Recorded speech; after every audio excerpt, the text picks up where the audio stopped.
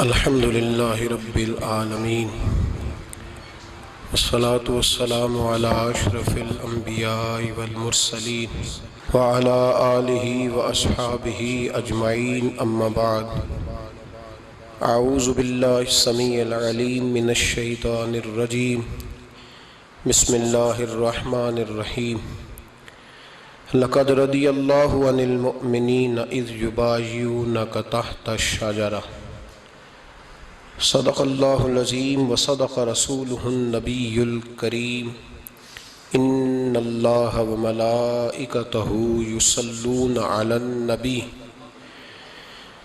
یا ایہا الذین آمنوا صلوا علیہ وسلموا تسلیما اللہم صلی علی سیدنا و مولانا محمد معدن الجود والکرم وآلہ وصحبہ وبارک وسلم۔ حمد الصلاۃ کے بعد امیر المومنین خلیفۃ المسلمین داماد مصطفیٰ صلی اللہ علیہ وسلم حضرت سیدنا عثمان غنی رضی اللہ تعالیٰ عنہ کی حیات مبارکہ کے حوالے سے چند باتیں آج گفتگو کا عنوان ہے۔ نبی کریم صلی اللہ تعالیٰ علیہ وسلم نے حدیبیہ کے موقع پر 9 ہجری میں عمرے کا ارادہ فرمایا تھا، اور حضور صلی اللہ تعالیٰ علیہ وسلم اپنے کئی سو صحابہ کے ساتھ احرام باندھ کر مقام حدیبیہ پر پہنچ گئے۔ سفیر اس کو بنایا جاتا تھا جو بڑا سمجھدار اور زیرک آدمی ہوتا تھا۔ نبی پاک صلی اللہ علیہ وسلم نے اس موقع پر جس کو اپنا سفیر بنا کے بھیجا وہ حضرت سیدنا عثمان غنی رضی اللہ تعالیٰ عنہ۔ حضور نے انہیں سفیر بنا کر کے مکہ مکرمہ میں بھیج دیا اور 2 ٹارگٹ دیے اپنے سفیر کو، 2 باتیں فرمائیں۔ فرمائے ایک تو جا کے مکے والوں کو بتاؤ کہ ہم جنگ کرنے نہیں آئے، اللہ کے گھر کا دیدار کرنے آئے، اور بڑے پرامن طریقے سے ہم طواف کریں گے، سعی کریں گے، عمرہ کریں گے، لوٹ جائیں گے۔ یہ ہمارا واحد ایجنڈا ہے، اس کے علاوہ کوئی پروگرام نہیں ہے۔ اور دوسرا انہیں یہ بتاؤ ان لوگوں کو جو ایک زمانے سے مکہ مکرمہ میں کفار مکہ کے ظلم سہ رہے ہیں، ہمارے وہ غلام جو یہاں بڑی تکلیف میں ہیں، ان کو یہ خبر دے دو، عثمان انہیں میرا پیغام دے دینا کہ اب تمہاری مشکلات کے دن تھوڑے رہ گئے، اب بڑی جلدی اللہ تبارک و تعالی دین اسلام کو فتح عطا فرما دے گا۔ حضرت عثمان غنی تشریف لے گئے۔ جب حضرت عثمان غنی وہاں پہنچے تو کفار نے آپ کو روک لیا۔ انہوں نے کہا کہ آپ رکیے، دیر ہو گئی۔ ادھر ابو سفیان نے حضرت عثمان غنی رضی اللہ تعالیٰ عنہ کو یہ کہا کہ ہم نبی پاک صلی اللہ علیہ وسلم کو اور ان کے صحابہ کو عمرہ نہیں کرنے دیں گے، آپ اگر چاہیں تو وہ سامنے بیت اللہ شریف ہے، طواف کریں، آب زمزم پئیں، حجر اسود پہ جائیں، مقام ابراہیم پہ جائیں، صفا مروہ کریں، آپ چاہیں تو کر لیں۔ تو حضرت عثمان غنی رضی اللہ تعالیٰ عنہ فرمانے لگے میں تڑپ رہا ہوں کعبے کے طواف کے لیے، لیکن میں بیت اللہ کا طواف اسی وقت کروں گا جب آگے آگے مجھے میرے مصطفیٰ کریم نظر آئیں گے صلی اللہ تعالی علیہ وسلم۔ لوگ آج پوچھتے ہیں کہ بغیر مدینہ شریف جائے حج مکمل نہیں ہوتا۔ میں نے کہا مدینہ شریف کے بغیر حج ہو جاتا ہے، پر مدینے والے کے بغیر نہیں ہوتا، اس لیے کہ حضور نے فرمایا صحیح مسلم میں خذوا عنی مناسککم، حج کے طریقے مجھ سے سیکھو۔ اللہ نے تو کہہ دیا حج کرو، تفصیل تو بتائی نہیں، تو اب آپ کو حضور سے سیکھنا پڑے گا۔ مدینے کے بغیر تو شاید حج ہو جائے، پر مدینے والے کے بغیر حج نہیں ہوتا۔ حضرت عثمان غنی رضی اللہ تعالیٰ عنہ آنے لگے میں طواف ضرور کروں گا، پر اس وقت کروں گا جب مجھے حضور آگے آگے نظر آئیں گے۔ ادھر ایک شخص نے حضور کی بارگاہ میں بھی کہا اپنوں کا نہ پتہ ہوتا ہے، دل بدستاور کے حج اکبر است۔ جو دل ہوتے ہیں نا، دل کو دل سے راہ ہوتی ہے۔ یہ کئی دفعہ جسم علیحدہ علیحدہ ہوتے ہیں پر یہ اکٹھے دھڑک رہے ہوتے ہیں۔ تو دل کو راہ ہوتی ہے. عرض کی یا رسول اللہ صلی اللہ علیہ وسلم عثمان غنی تو طواف کر رہے ہوں گے، صفا مروہ میں ہوں گے، بڑی موج ہوگی، آب زمزم کھول کے پی رہے ہوں گے. حضور نے سامنے والے کا چہرہ غور سے دیکھا، فرمایا عثمان کو تم زیادہ جانتے ہو کہ میں زیادہ جانتا ہوں؟ یا رسول اللہ آپ ہی زیادہ جانتے ہیں. فرمایا پھر فکر نہ کرو، عثمان میرے بغیر طواف نہیں کرے گا.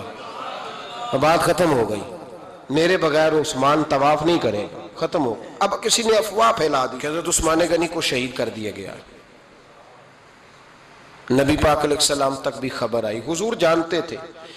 ہمارا دل نہیں کرتا کوئی انتشاری بات کرنے کو، لیکن جب لوگ کرتے ہیں تو پھر دل کو تکلیف ہوتی ہے. اب یہاں سب نے لکھا ہے کہ نبی پاک صلی اللہ علیہ وسلم کو خبر ملی، حضور پریشان ہوئے، صحابہ کو مشورے کے لیے بھی بلایا، بیعت رضوان بھی ہوئی. اگر علم غیب ہوتا، یہ سارا کچھ نہ ہوتا. اور میں نے کہا خدا کے بندے، اگر حضور اپنا علم غیب اس وقت ظاہر کرتے تو حضرت عثمان کے لیے قرآن کی آیتیں نہ نازل ہوتی، اس بیعت کے تذکرے نہ ہوتے. ہر بات پہ لوگ معاذ اللہ تعالیٰ. اب دیکھیں نا، یہاں یہ جملہ چھوڑنے کی کیا ضرورت ہے؟ تم قوم کو کیا دے رہے ہو؟ لوگوں کو کیا بتا رہے ہو کہ نبی پاک علیہ السلام اندھیرے میں بیٹھ کے فیصلے کر رہے تھے؟ کیا بتا رہے؟ آج انٹیلیجنس کی رپورٹس بتا دیتی ہیں کہ وہ فلاں کس طرح کا ماحول ہے اور آپ نے کس طرح کرنا ہے، تو تمہیں اپنی خفیہ ایجنسیوں کے مطابق تم فیصلہ کرو تو کہتے ہو ہم بھئی اندھیرے میں فیصلہ نہیں کر رہے، ہمیں رپورٹ ہے تو فیصلہ کر رہے ہیں. اور نبی پاک علیہ السلام کے بارے میں تم لوگوں کو یہ بتا رہے ہو کہ حضور اندھیرے میں فیصلہ کر دیتے تھے، پتہ ہی نہیں تھا. کس طرح کی بات کرتے ہو؟ میرے محبوب پاک علیہ السلام فرماتے ہیں کہ اللہ تبارک و تعالیٰ نے مجھے اس طرح کا علم عطا فرمایا ہے کہ جو تمہارے ذہن میں ہو مجھ سے پوچھو، میں فوراً تمہیں جواب دوں گا. لیکن لوگ اڑ گئے ہیں، کیا کیا جائے؟ اور عجیب فلسفہ ہے. یہاں بھی گرہ لگا دی، پتہ ہوتا تو یہ سارا. اور میں نے کہا خدا کے بندے، اگر یہ سارا کچھ نہ ہوتا تو پھر یہ آیتیں کیسے نازل ہوتی؟ پھر صبح قیامت تک حضرت عثمان غنی کی عظمتوں کا کیسے پتہ چلتا؟ جب خبر ملی نا کہ حضرت عثمان غنی کو شہید کر دیا گیا تو حضور نے صحابہ کو بلایا، فرمایا آؤ میری بیعت کرو. حالانکہ بیعت پہلے ہو چکی، آؤ دوبارہ بیعت کرو. یا رسول اللہ کس چیز کی بیعت کرنی ہے؟ تو نبی پاک نے فرمایا میرے ہاتھ پہ بیعت کرو کہ ہم عثمان غنی کے خون کا بدلہ لیے بغیر یہاں سے جائیں گے نہیں. ہم عثمان کے خون کا بدلہ لیے بغیر یہاں سے جائیں گے. اور حوالہ کسی نے دیکھنا ہو علامہ اسماعیل حقی کا تو میں دکھاؤں گا. جس شخص نے دوڑ کر سب سے پہلے نبی پاک کی بیعت کی وہ مولا علی شیر خدا تھے. کہ یا رسول اللہ جانا ہی نہیں عثمان کا خون کا بدلہ لیے بغیر. سب سے پہلے شیر خدا آگے بڑھے. آج لوگ انہی لوگوں میں اختلاف دکھانے کی کوشش کرتے ہیں، صحیح لا حاصل کرتے ہیں. سب سے پہلے دوڑ کر حضرت شیر خدا آگے بڑھے، کہا حضور میں بیعت کرتا ہوں. نبی پاک نے صحابہ کے ہاتھوں میں بیعت ہو رہی ہے. یہ وہ والا واقعہ نہیں جو اس چوک میں پیش آیا تھا، یہ وہ والا واقعہ نہیں جو میرے ساتھ ہوا تھا تو میں آپ کو سنا رہا ہوں. یہ وہ والا واقعہ ہے جو رب کو اتنا پسند آیا کہ اللہ نے قرآن پاک میں بیان فرما دیا ہے. اس کی اہمیت کا اندازہ لگائے کہ رب کریم کو اتنا محبوب ہے یہ انداز کہ قرآن میں بیان کیا. ایک درخت تھا، کانٹوں والا درخت، اس کو شارحین نے لکھا ہے. کچھ لوگ کہتے ہیں بیری کا درخت تھا. نبی پاک درخت کے نیچے بیٹھ گئے، فرمایا بیعت کرو سارے. کن کے لیے بیعت ہو رہی؟ حضرت عثمان غنی کے لیے. ایک بیعت دین کے لیے ہوئی، قرآن کے لیے ہوئی، حدیث کے لیے ہوئی، اللہ کی توحید کے لیے. اور آج نئے سرے سے بیعت ہو رہی ہے. کس کے لیے؟ بول کے بتائیے. حضرت سیدنا عثمان غنی رضی اللہ تعالیٰ عنہ. اس شخص کی عظمت کا کوئی اندازہ کر سکتا ہے؟ جن کے لیے نبی پاک نے خاص کر کے تخصیص کر کے ایز اے اسپیشل بیعت لی. اور صحابہ نے جب بیعت کی تو اللہ کو اتنی پسند آئی کہ قرآن مجید کی سورہ فتح کی آیت نمبر 18 میں بیان کیا. فرمایا لقد رضی اللہ عن المؤمنین اذ یبایعونک تحت الشجرہ. فرمایا محبوب تحقیق اللہ ان مومنوں سے راضی ہے جو درخت کے نیچے آپ کی بیعت کر رہے تھے. تحقیق اللہ ان سے راضی ہوا، ان ایمان والوں سے جو درخت کے نیچے آپ کی بیعت کر رہے تھے. درخت کے نیچے تحت الشجرہ.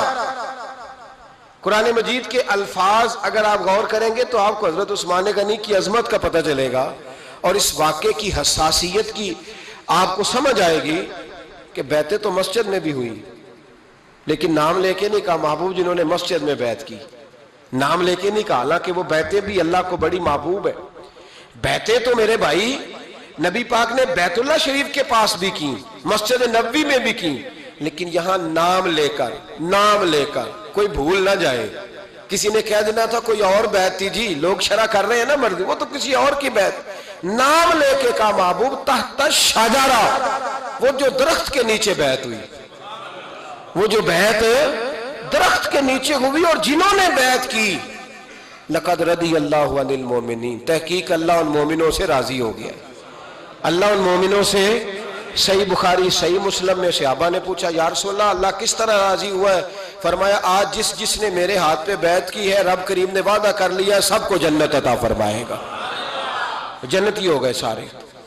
حضرت عثمان غنی رضی اللہ تعالیٰ عنہ کی یہ عظمت، یہ شان قرآن پاک نے بیان کر دی کہ حضرت عثمان کے نام پر صحابہ جمع ہوئے، تو اللہ تبارک و تعالیٰ نے اس واقعے کا ذکر قرآن مجید میں فرما دیا. میرے عزیز دوستو، حضرت عثمان غنی کو اللہ نے بڑی شان عطا فرمائی، بڑا مرتبہ دیا، بڑے حسین و جمیل، بڑے خوبصورت آدمی تھے. دیکھو نا کیا شان ہے حضرت عثمان ذی النورین. یہ ذو النورین کا کیا معنی ہے؟ دو نور کون ہے؟ حضور کی دو صاحبزادیاں. اعلیٰ حضرت فرماتے ہیں نور کی سرکار سے پایا دوشالہ نور کا، نور کی سرکار سے پایا دوشالہ نور کا، ہو مبارک تجھ کو ذو النورین جوڑا نور کا. دو نوروں والے حضرت عثمان غنی. ایک بیٹی کا نکاح کیا، وہ وصال کر گئی تو محبوب نے دوسری بیٹی کا بھی نکاح کر دی. یہ جو بیچارے پراپوگنڈے والے ہوتے ہیں نا، یہ پہلے دن سے صرف پراپوگنڈے میں ہی ہے. یہ نہ محب بن سکے نہ محبوب بن سکے.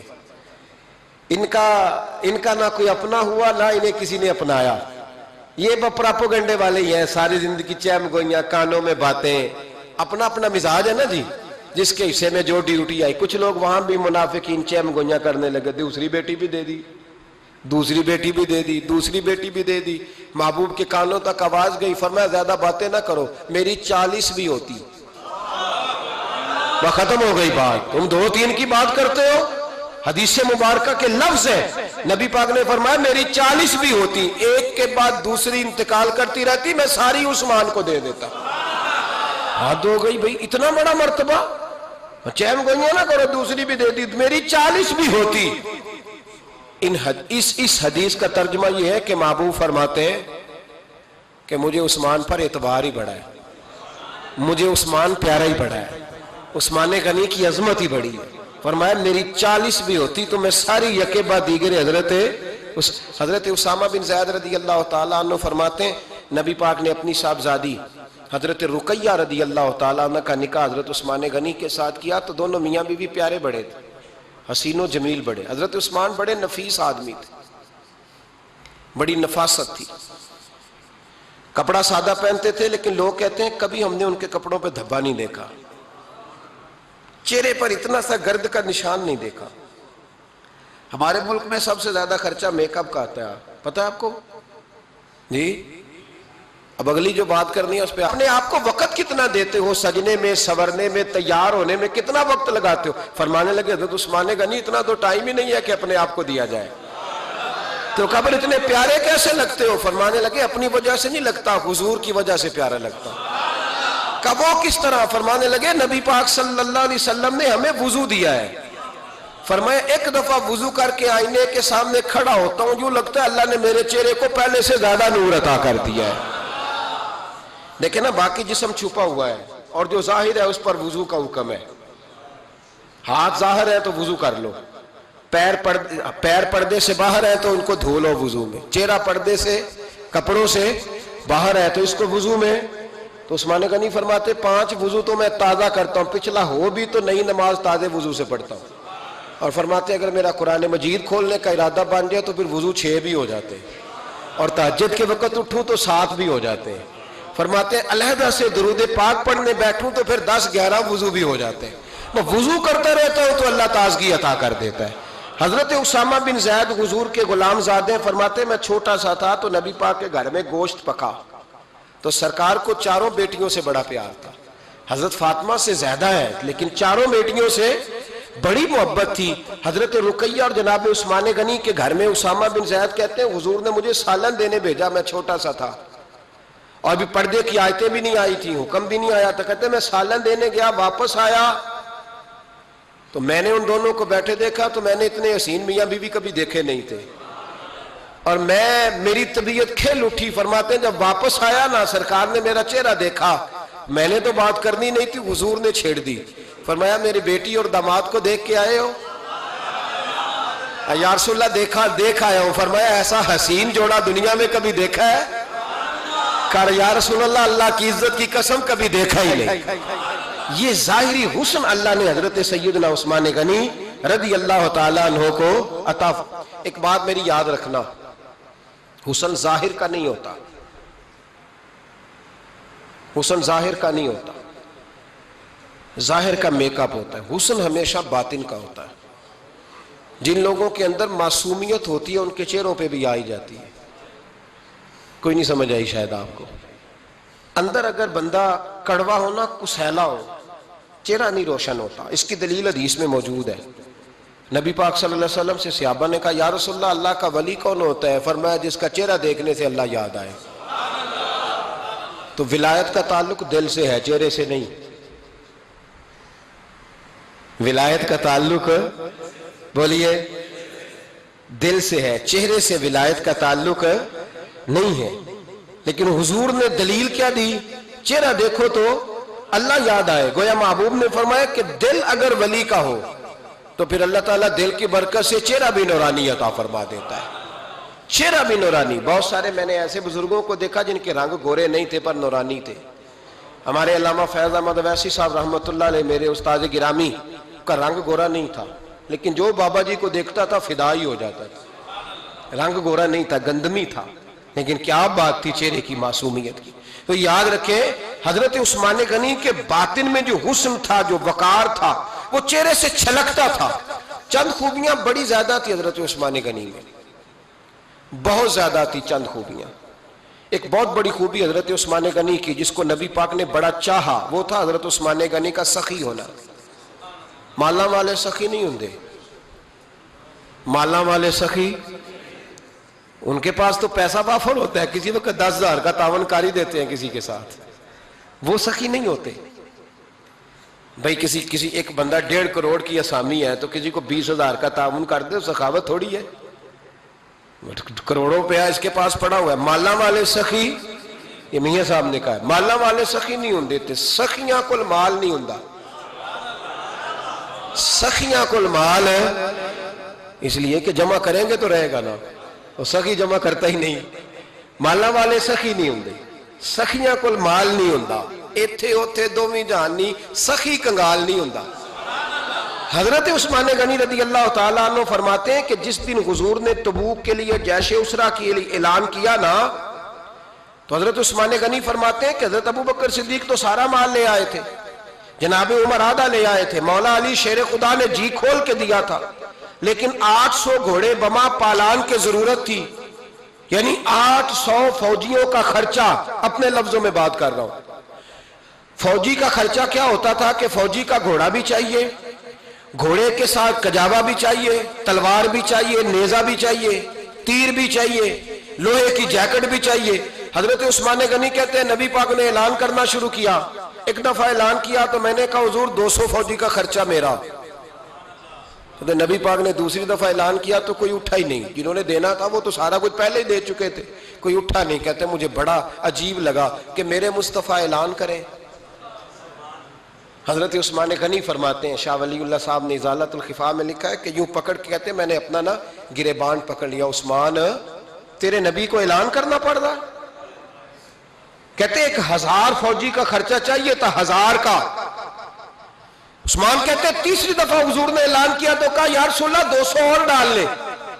سنو سخی کس کو کہتے ہیں. حضرت عثمان غنی رضی اللہ تعالیٰ عنہ فرماتے ہیں میرے پاس کل خرچہ میرے پاس 800 فوجیوں کا تھا, میں سارا کچھ بھی گھر سے لے آؤں تو 1000 میں پھر بھی پورا نہیں کر سکتا تھا. لیکن جب نبی پاک نے چوتھی دفعہ کہا نا کہ اٹھو بھائی ابھی خرچہ چاہیے, عثمان کہتے ہیں مجھے لگتا تھا میرے گریبان پھٹ جائے گا. یار میرے محبوب کو اعلان کرنا پڑ رہا ہے, عثمان غنی فرماتے میں اٹھ کے کھڑا ہوا، میں نے کہا حضور اب آپ نے اعلان نہیں کرنا، آپ 1000 ہی میرے کھاتے میں ڈال دیں، میں سب کا بندوبست کرا دوں گا۔ فرماتے میں نے 200 فوجی کا خرچہ پکڑ دکڑ کے پورا کیا۔ 200 کا خرچہ، غریب اصل میں اللہ سے تجارت نہیں کرتا اس لیے امیر نہیں ہوتا، غریب اللہ سے تجارت کرے نا، اللہ سے اس کے رستے میں 200 دے کے 70 گنا کی امید رکھے یہاں بھی وہاں بھی، پھر امیر ہو جائے۔ یہ تجارت نہیں کرتا، یہ کہتا ہے اللہ کے رستے میں امیر خرچ کریں گے، میری نہیں ڈیوٹی۔ حضرت عثمان غنی کہتے ہیں میرے پاس 800 کا بندوبست تھا، میں نے 1000 کا دیا۔ حضور تشریف لے گئے، فرماتے ہیں جہاد سے جب واپسی ہوئی نا، ایک ایسا سودا تھا جس میں سے مجھے نفع کی امید ہی نہیں تھی، پر اللہ نے مجھے 11 گنا نفع عطا فرمایا۔ مالا مالے سخی نہیں ہوندے، سخیاں کل مال۔ دیکھیں نا جنت البقیع، وہ والا قبرستان جس میں کوئی دفن ہو جائے تو نبی پاک کی سفارش کا حقدار ہو گیا، وہ والا قبرستان جس کا نام ہی جنت ہے۔ وہاں نا ایک یہودی اپنے جانور باندھا کرتا تھا، تو سرکار ایک دن اس طرف گئے تو واپس آئے، حضرت عثمان غنی قریب کھڑے تھے، نبی کریم صلی اللہ تعالی علیہ وسلم نے فرمایا عثمان اس جگہ کی طرف ذرا چکر لگانا، جگہ بڑی اچھی ہے۔ عثمان غنی گئے، جگہ خرید کے واپس آ گئے۔ حضور نے فرمایا ہوا ہے؟ عرض کی حضور خرید آیا ہوں۔ فرمایا میں نے تو چکر لگانے کا کہا تھا۔ کہا یا رسول اللہ آپ نے یہ بھی تو فرمایا تھا جگہ بڑی اچھی ہے، تو جس کو آپ نے اچھا کہہ دیا یہودی کے پاس تو نہیں نہ رہنی چاہیے، تو میں نے خرید دی۔ شرم نہیں آتی لوگوں کو۔ حضرت عثمان کے بارے میں بات کرتے ہیں، جس قبرستان میں سیدہ پاک بی بی صاحبہ حضرت فاطمہ الزہرا آرام کر رہی ہے، وہ زمین حضرت عثمان نے تحفہ دی ہے۔ حیا نہیں آتی بات کرتے؟ شرم نہیں آتی؟ یہ صدقہ سیدہ فاطمہ کا ہی ہے، انہی کے لیے اللہ نے تحفہ دیا، اور اس کے پیسے حضرت عثمان غنی نے ادا کیے۔ پھر اس قبرستان میں سیدہ پاک نے آرام کیا، پھر اسی قبرستان میں عثمان ابن مسعود نے آرام کیا، پھر اسی قبرستان میں حضرت حلیمہ سعدیہ لیٹی ہوئی ہے، اسی قبرستان کے اندر نبی پاک کی زوجہ سیدہ عائشہ آرام کرتی ہے، پھر اسی زمین پر میرے محبوب کے پیارے نواسے امام حسن آرام فرمائے۔ حضرت عثمان غنی رضی اللہ تعالیٰ عنہ کے بارے میں بات کرتے تیری زبان نہیں کانپتی؟ ان کو بات کرتا ہے جن کے تحفے اہل بیت نبوت نے قبول فرمائے، اور وہاں آرام کرنا انہوں نے پسند کیا، اتنا بڑا جرت بند ہو گیا تو۔ حضرت سیدنا عثمان غنی رضی اللہ تعالیٰ عنہ سخاوت کی تو کمال کر دیا حضرت عثمان غنی، اور پھر ضرورت سے زیادہ پیسے دے کے۔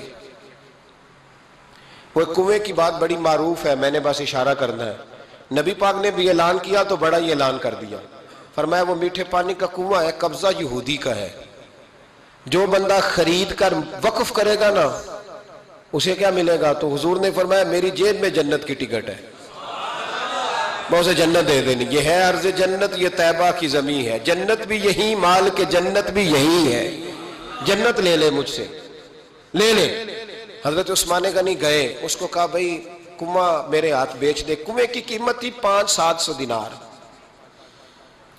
تو حضرت عثمان 500-600 دینار کل کنویں کی قیمت تھی۔ جناب عثمان غنی گئے، یہودی کو پتا تھا کہ یہ خریدنا چاہتے ہیں، فرمایا یار یہ کنواں بیچ دو۔ کہنے لگا نہیں بیچنا۔ فرمایا قیمت منہ مانگی، کہنے لگا قیمت میری مرضی کی، کہا تمہاری مرضی کی، اپنی اپنی اوقات ہوتی ہے نا قیمت لگانے کی، تمہاری مرضی کی۔ کہنے لگا میری شرط ہے میں ایک دن کے لیے کنواں دوں گا، ایک دن میں ایک دن آپ۔ فرمایا یہ بھی منظور ہے۔ کتنے پیسے؟ اس نے کہا میں 3000 دینار لوں گا، 500-600 کا ہے۔ حضرت عثمان غنی فرمانے لگے تو نے اپنی اوقات کے مطابق 3000 مانگا ہے، میں 40,000 لے کے آیا تھا، اپنی اوقات کے مطابق مانگا، 40,000 دینار میری جیب میں۔ یہودی کہنے لگا عثمان تو تاجر ہے، اور عام تاجر نہیں، عالمی سطح کا تاجر ہے، لوگ تیری تجارت کی مثالیں عرب میں دیتے ہیں، پر 500-600 کا کنواں 40,000۔ فرمانے لگے مسئلہ کنویں کا نہیں، مسئلہ مصطفیٰ کے فرمان کا ہے، وہ جو حضور کا فرمان پورا کرنا ہے نا، اس کے لیے 40,000 تھوڑے ہیں، میرے پاس تھے ہی اتنے جو لے کے آیا ہوں۔ حضرت عثمان نے پیسے چکائے، اس نے کہا ایک دن پانی ملے گا۔ فرمایا منظور ہے۔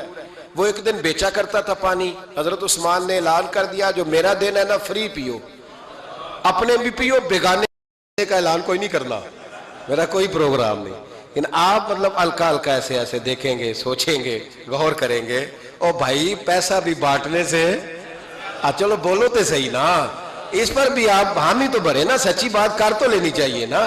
چلے عمر آپ 2 سال کے بعد کر لینا، 6 سال کے بعد کر لینا، پر ہاں نہ تو صحیح کرے نا. پیسہ بھی ہمیشہ بانٹنے سے. ملا رومی رحمت اللہ علیہ فرماتے ہیں کنویں سے سادہ پانی نکل جائے تو تازہ آ جاتا ہے،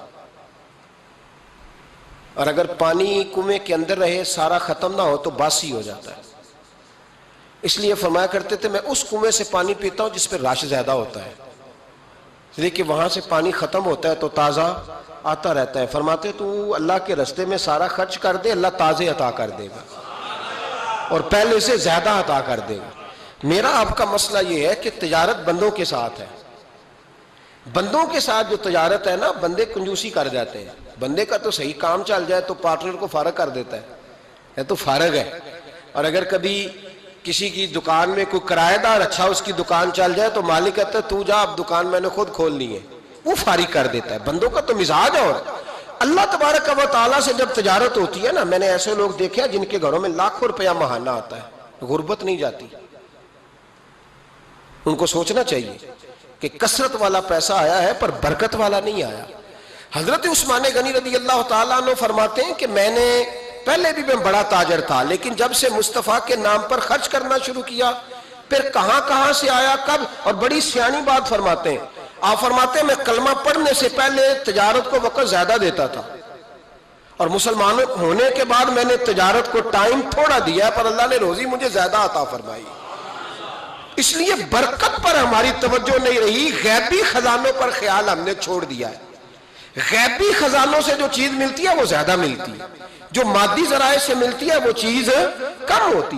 حضرت عثمان غنی پر الزام لگا جب آپ کا دور حکومت تھا. یہ یاد رکھیں کہ سب سے زیادہ الزامات حضرت عثمان غنی پہ لگائے گئے.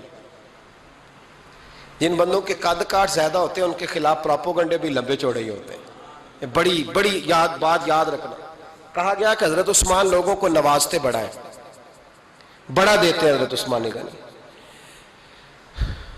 تو حضرت عثمان غنی فرمایا کرتے تھے حکمران تو میں آج بنا ہوں تو میں تو پہلے بھی بڑا دیتا تھا، وہ کس خزانے سے دیتا تھا؟ آپ جواب دیا کرتے. دیکھیں ذرا، لاکھوں لوگ حج کرنے آتے تھے پر حضرت عثمان غنی حج کرنے جاتے تو اعلان کر دیتے کہ کوئی حاجی حج کے موقع پر آ کے کھانا نہ پکائے، سب کو کھانا عثمان غنی اپنی جیب سے دیا کریں گے. مینا میں لنگر کھانا ہوتا تھا حضرت عثمان غنی کا، مینا میں. فرماتے تھے کھاؤ حاجیو جتنا کھا سکتے ہو. اور پھر حضرت عثمان غنی کا اعلان تھا، خدام کو کہتے تھے میں آخر میں کھاؤں گا، پہلے میرے سارے آنے والے حاجیوں کو کھلایا جائے. ایک مجھ سے نا ایک دوست نے سوال پوچھا 4-5 دن ہو گئے. کچھ سوال ایسے ہوتے ہیں جو بندے کو نا چوراہے پہ لا کے کھڑا کر دیتے ہیں، زندگی میں نہ بھولنے والے سوالات ہوتے ہیں. ایک شخص نے سوال پوچھا، کہنے لگا اوکاڑے دینی اور مذہبی گھرانہ ہے، اوکاڑے سے تعلق ہے، میرے ساتھ محبت کا رشتہ ہے. کہنے لگے بیٹی کی شادی کر دی ہے راولپنڈی میں. آپ کی بھی بیٹیاں ہیں، میری بھی بیٹی ہے. بیٹی کی شادی کر دی ہے راولپنڈی میں. اب بچی چند دن رہنے آئی ہے. پوچھنا یہ ہے کہ نماز پوری پڑے گی کہ قصر پڑے گی؟ تو میرا تو اس نے کام کر دیا، حد ہو گئی. رو رو کے برا حال. میں نے کہا یار تو بند کر دے فون، رات کو بتاؤں گا. کیا پوچھ لیا یار تو نے؟ بیٹی مسافر نہیں ہوتی، بیٹی تو مہرانی ہوتی ہے باپ کے گھر کی. اور بیٹی مطلب کیسے بتاؤں کہ دل کرتا ہے کہ بیٹی وہ صرف ہنسے، وہ روئے کبھی نہ. یہ دعا ہوتی ہے. تو نے اتنا بڑا سوال کیوں کیا؟ بہرحال علماء کو کچھ چیزوں کے جواب دینے پڑتے ہیں. میں نے کہا میں رات کو بتاؤں گا. رات کو پھر فون آیا کہ آپ وہ بڑی جلدی جواب دینے کے عادی ہیں تو دیر کیوں کر دی؟ تو میں نے کہا یار جواب تو میرے پاس تھا لیکن ہمت نہیں تھی ابھی. تو میں نے کہا کہ اگر تو بیٹی آئی ہے والد کے گھر میں اور ابا جی کا پروگرام ہے اسے جائیداد میں سے حصہ دینے کا، تو پھر تو بیٹی نماز پوری پڑے گی. لیکن اگر ابا جی نے علیحدہ کر کے انگوٹھا لگوانا ہے تو پھر بیٹی مسافر ہے. اگر ابا جی نے اس کو علیحدہ کر کے انگوٹھا لگوانا ہے نا کہ دے دے بھائیوں کو، خیر ہے تیری شادی پہ خرچہ کر دیا ہے. اگر ابا جی کے دل میں نے کہا یہ ابے سے فتویٰ پوچھ لو، اگر ابا جی کے دل میں چور ہے نا کہ بیٹی کو دینا کچھ نہیں، تو پھر بیٹی نے نماز قصر پڑھنی ہے، اس لیے کہ پھر وہ وہاں حصے دار۔ اس کی دلیل حضرت عثمان غنی رضی اللہ تعالیٰ عنہ حج کے لیے تشریف لے گئے تو لوگوں نے حضرت عثمان غنی سے کہا کہ نبی پاک بھی قصر نماز پڑھتے تھے، حضرت عمر بھی حج کے موقع پر قصر پڑھتے، حضرت ابو بکر بھی، آپ کیوں پوری پڑھتے؟ فرمایا ان کا مکے میں گھر کوئی نہیں تھا، میرے تو پورے کے پورے باغ ہیں، تو میں یہاں مسافر نہیں ہوں، میں یہاں مقیم ہوں، تو اگر تو بیٹی کا حصہ بھی ہے ابا جی کے گھر میں تو پھر وہ نماز پوری پڑے گی۔ لیکن اگر ابا جی نے اللہ تعالیٰ خیر فرمائے بیٹوں کے حق میں فیصلہ سنا دیا ہے اور انہوں نے بیٹی سے کہہ دیا ہے کہ چھوڑ، جو بیٹیاں حصہ لیتی ہیں ان کے بھائی نہیں ملتے تو نہ ملے بھائی، کوئی عرض نہیں، ضروری ہے ظالم بھائیوں سے رابطہ رکھنا جو کھا جائے بہنوں کا حصہ۔ والد ظالم ہے، ظالم ہے باپ، بیٹے کو حصہ دیتا ہے بیٹی کو نہیں دیتا۔ اور یہ 1.5 مربے والے جاگیردار کی بات نہیں کر رہا، جس کا 4 مرلے کا مکان ہے اس کی بیٹی کا بھی حصہ بنتا ہے۔ کیوں کھاتے ہو بیٹیوں کا حصہ؟ ڈر نہیں آتا اللہ تعالیٰ سے؟ کیوں کھاتے ہیں لوگ بیٹیوں کا حصہ؟ جب اللہ رسول نے رکھا ہے تو کیوں کھا جاتے؟ اور پھر کہتے ہیں جناب بڑا پیار ہے بیٹی سے، رونے دھونے کے لیے پیار ہے۔ تو یاد رکھیں حضرت عثمان غنی رضی اللہ تعالیٰ عنہ کا لنگر چلتا تھا۔ تو میرے بھائی ایک اور بہت بڑی خوبی حضرت عثمان غنی کی تیسری وہ یہ تھی کہ آپ میں اللہ نے بہت زیادہ حیا رکھی تھی۔ آج نا اگر آپ ناراض نہ ہو تو ہماری حکومتوں میں جو بدتمیز زیادہ ہوتا ہے اس کا عہدہ زیادہ ہوتا ہے، اس کو اچھا عہدہ ملتا ہے جو بدتمیزی زیادہ کرتا ہے۔ اور ہمارے ہاں نوجوان سمجھتے ہیں کہ کھل کے پھرنا، کھل کے کھانا، مرضی کا لباس پہننا۔ ہمارے ایک بزرگ فرمایا کرتے تھے جب سے پیسے لوگوں کے پاس زیادہ آئے ہیں لباس چھوٹے ہو گئے، پیسہ زیادہ آ گیا کپڑے جسموں پہ سکڑ گئے۔ لوگ سمجھتے ہیں کہ بس جو دل میں آئے کہہ دینے کا نام جمہوریت ہے، آزادی رائے ہے۔ حضرت عثمان غنی رضی اللہ تعالیٰ عنہ شرم و حیا کے پیکر تھے، بڑا پیسہ تھا، بڑا کچھ تھا، لوگ ڈرتے تھے، سردار بھی تھے، جو چاہتے کر سکتے، روب طاری ہوتا۔ لیکن عثمان غنی کو جب بھی کوئی دیکھتا تھا کسی کونے میں بیٹھے نظر آتے، چھپے ہوئے، پیچھے، شرم و حیا، نفاست پسندی، بڑھ بڑھ کے آگے ہونا، ہر ویڈیو میں شامل ہونے کی کوشش کرنے کا نام پیار نہیں ہے۔ نفاست پسند جو لوگ ہوتے ہیں وہ اکثر چھپے ہوئے ہوتے ہیں، ان کا پتہ ہی نہیں ہوتا لوگوں کو کہ پیچھے دراصل ہے کون۔ دیکھیے نا بڑی معروف حدیث ہے صحیح مسلم میں، نبی پاک صلی اللہ علیہ وسلم آرام فرما رہے تھے، حضور نے تامت مبارک باندھی ہوئی تھی، لیٹے ہوئے تھے سرکار۔ تو جب آدمی لیٹتے تھے نا، ہمارے بزرگ بھی جب لیٹتے ہیں تو تامت کو سمیٹا کرتے تھے تو گھٹنوں تک آ جاتی تھی، دیکھا نا آپ نے، گھٹنوں تک تامت آ جاتی جب لیٹتے۔ تو سرکار بھی لیٹے تھے، پردے کی ابھی آیتیں نہیں آئی تھی، دروازے پہ دستک ہوئی، حضرت عائشہ صدیقہ عرض کرنے لگے یا رسول اللہ میرے ابا جان جناب ابو بکر صدیق آئے۔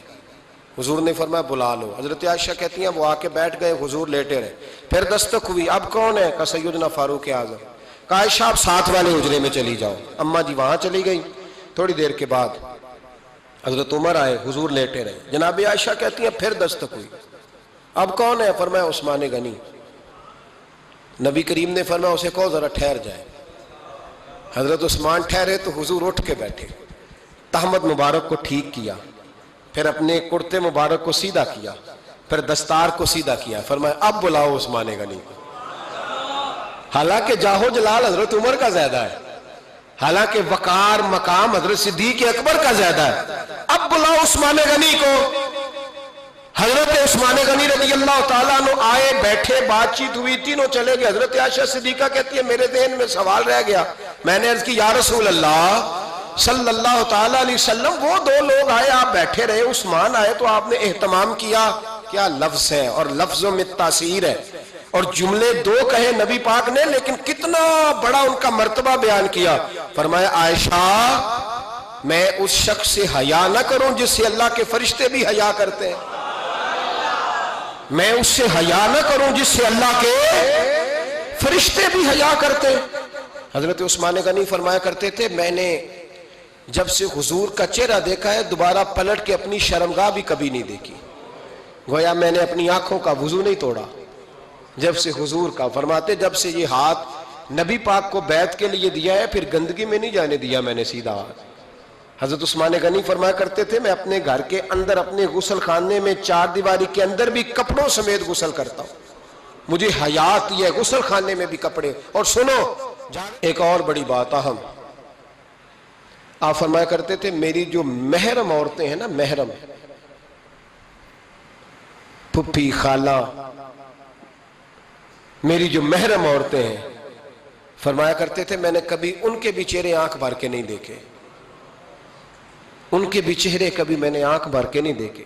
جو میری محرم عورتیں ہیں پھپھی خالہ، فرماتے تھے ان سے بھی جب بات کرتا ہوں تو میں چہرہ جھکا کے. ہمارے ہاں تو کزن ایک دوسرے سے سلام لیتے ہیں، لڑکیاں لڑکے کزن ایک دوسرے سے سلام لیتے ہیں. بچیاں آیا کرتی تھی تو میری کبھی کبھی مجھے بتایا جاتا تھا، میں نے ایک پابندی لگا دی، بچیاں جب مدرسے میں آتی تھی کہ جو دور سے بچی آئے اس کو جس آدمی کا نام لکھا ہو بتایا جائے وہی لینے آئے.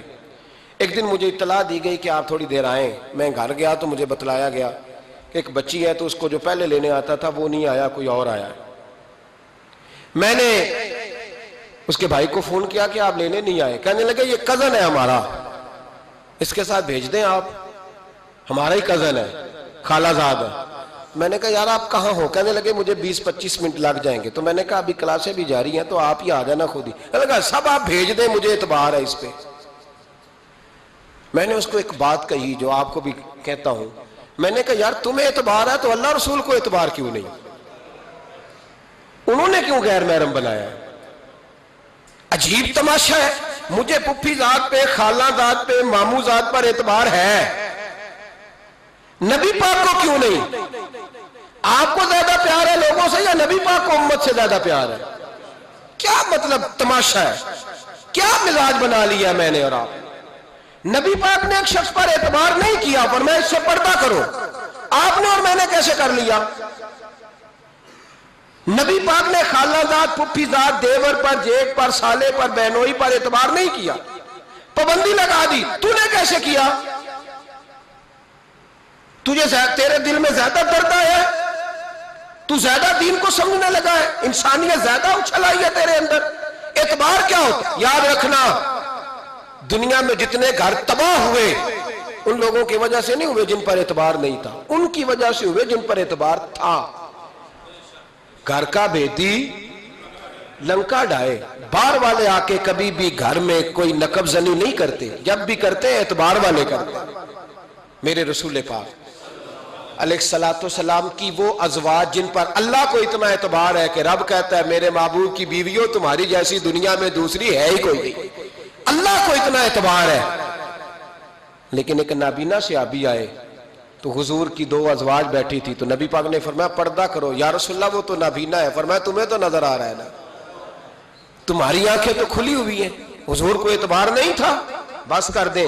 سب سے بڑا ظالم وہ ہے جو کہتا ہے مجھے بیٹی پہ اعتبار ہے. وہ ظالم ہے، وہ اپنی بیٹی کے ساتھ ظلم کر رہا ہے. جو کہتا ہے مجھے اعتبار ہے، کالج جا رہی ہے، یونیورسٹی جا رہی ہے، اکیلے آ جا رہی ہے، مجھے اعتبار ہے. یہ ظلم کر رہا ہے بچی کے ساتھ. وہ تو بچی ہے، اس کا تو ذہن کمزور ہے.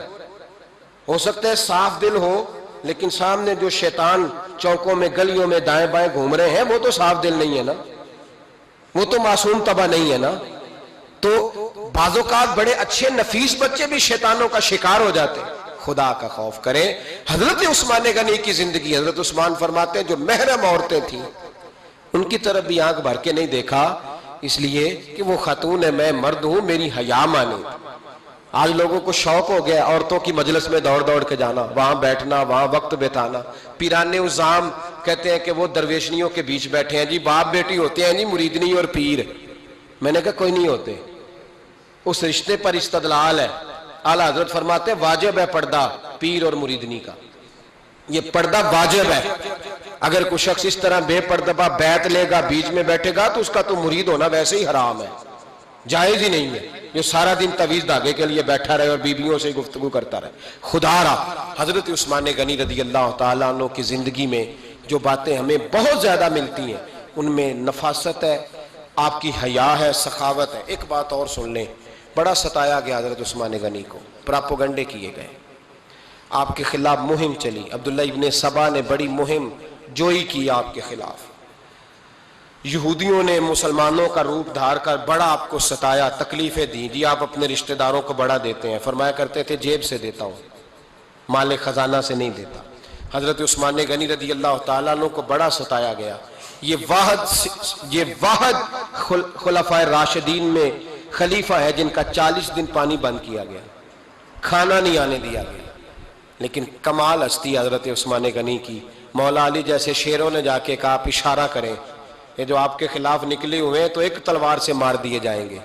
تو حضرت سیدنا عثمان غنی فرمانے لگے میں وہ والا مینڈا نہیں بننا چاہتا جس کی وجہ سے مدینے کی گلیاں رنگین ہو جائیں. امن کا کہا آپ خلافت چھوڑ دیں. فرمایا حضور نے کہا تھا اللہ تمہیں ایک قمیض پہنائے گا، لوگ اتارنا چاہیں گے، تم نے اتارنی نہیں. صبر سے، حوصلے سے، اطمینان سے. یہ وہ واحد ہستی ہے حضرت عثمان غنی جنہوں نے شہادت قبول کر لی لیکن تلوار نہیں چلنے دی، لوگوں کو ایک دوسرے کے گلے نہیں کاٹنے دی. وہ شخصیت ہے حضرت عثمان غنی کی.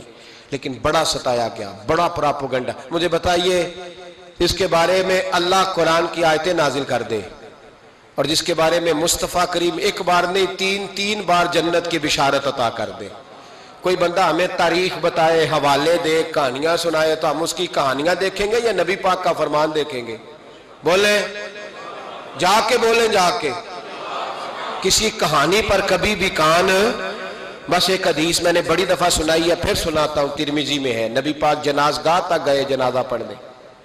یا رسول اللہ فلاں آدمی انتقال کر گیا. جنازگاہ تک تشریف لے گئے جنازہ پڑھانے، لیکن جنازگاہ تک پہنچ کر محبوب نے فرمایا اس کا جنازہ نہیں پڑھانا. یا رسول اللہ کیوں؟ فرمایا اس لیے کہ یہ عثمان غنی سے بغض رکھتا تھا. تو حضور تو اس کا جنازہ نہیں پڑھتے.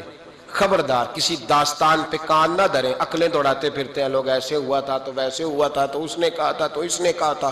ہمیں اس کی اس کی نہیں خبر، ہمیں تو مصطفیٰ کا پتہ ہے. جو حضور نے جن کی شان بیان کر دی ان کی شان پر ہم کسی تاریخ کا حوالہ مزید ضرورت محسوس ہے. بس اپنی طبیعت میں سادگی اور صفائی پیدا کریں، سخاوت پیدا کریں، حیا پیدا کریں. یہ حسن ہے.